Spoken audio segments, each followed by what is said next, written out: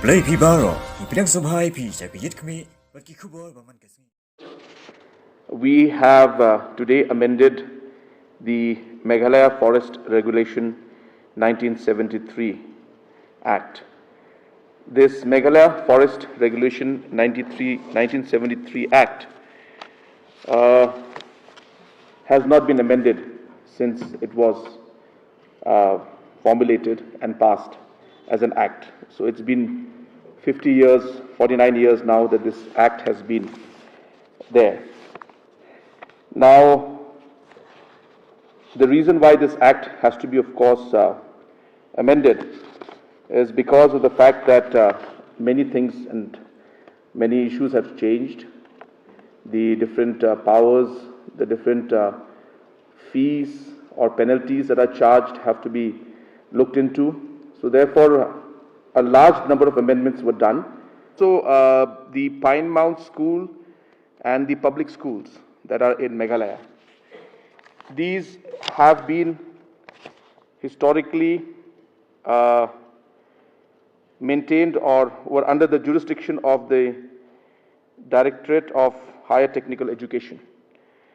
As you're aware, these are all schools up to class 12, and in Meghalaya, all the schools up to class 12 are under the Directorate of School Education and Literacy.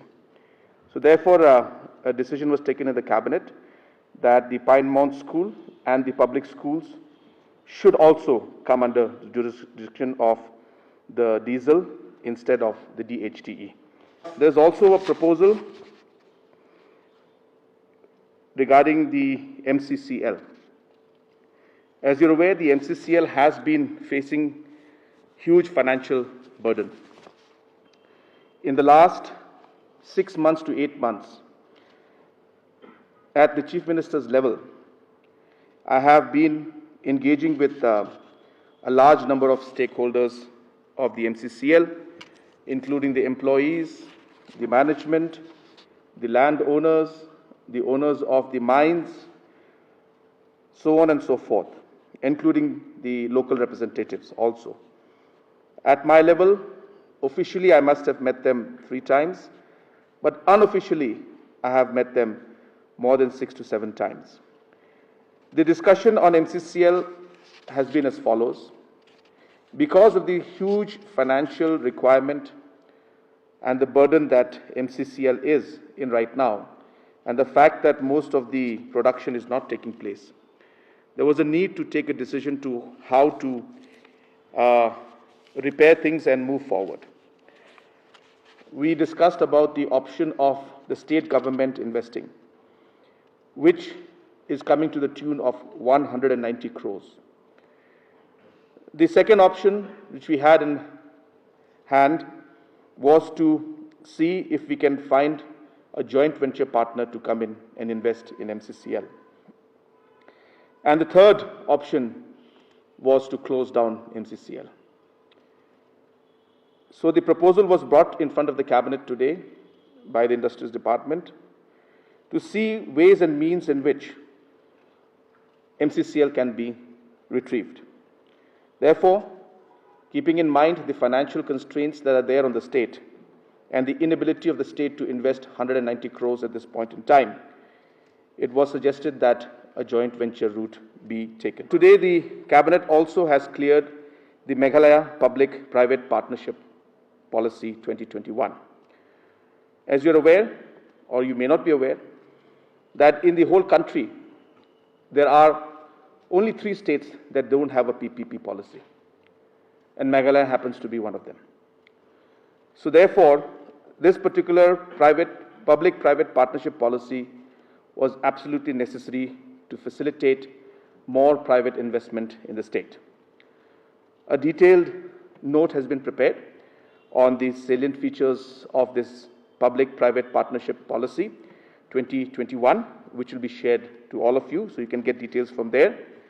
But I would just like to add to this that in this policy, there is one unique aspect to it, which is the aspect of community public-private policy, partnership policy aspect in it. Whereas in most of the other states, you will see that the public-private partnership policy mostly deals with large infrastructural projects. But we have introduced a new concept of the community public-private partnership policy. It will be one of the few states to have this community PPP 2020 policy aspect in this. The Cabinet has also decided that a fresh lease agreement for 30 years, which is renewable in nature, will be signed with Maxim Infrastructure and Real Estate Private Limited for the development of the 5-star hotel at the Shillong Municipal Board land at Jail Road. The concern was that there was a case where the earlier party had defaulted on the loans that were there. In that situation, the NCLT had taken over this project. The NCLT bidded out the project, and through a fair bidding process, the company named by the name Maxim Infrastructure and Real Estate received or got the project in their name. Therefore, this requires a new lease to be signed, and the government will go ahead and sign the lease. The last decision that was taken by the Cabinet today was to approve the Meghalaya Youth Policy 2021. As you're aware, Meghalaya does not have a youth policy. 15 to 29 is the age group which we define as youth. 31% of our population falls in this category. It is absolutely necessary that the government comes out with a clear policy on how we plan to channelize the energy of these youths so that they can work constructively for themselves, for their family, and for the state and the country as a whole. We have tried to cover different aspects of what is important for the youth and what is important for the state, what is the objective of the state, where the state would like to see the youth, and where the youth would like to see themselves. So with these two objectives, we have tried to bring in aspects that will try to address the issues for the government as well as for the youth, whether it has to do with unemployment, employment opportunities, whether it has to do with leadership, whether it has to do with skill development, environmental issues, whether it's to do with sports, education, whether it has to do with health and wellness. All these factors have been connected and put into this policy. And at the same time, we have a 50-point agenda, which also has been created, where different activities will take place. And in this 15-point agenda, the different activities will also be monitored on a monthly, quarterly, or a biannual basis. So that's the gist of the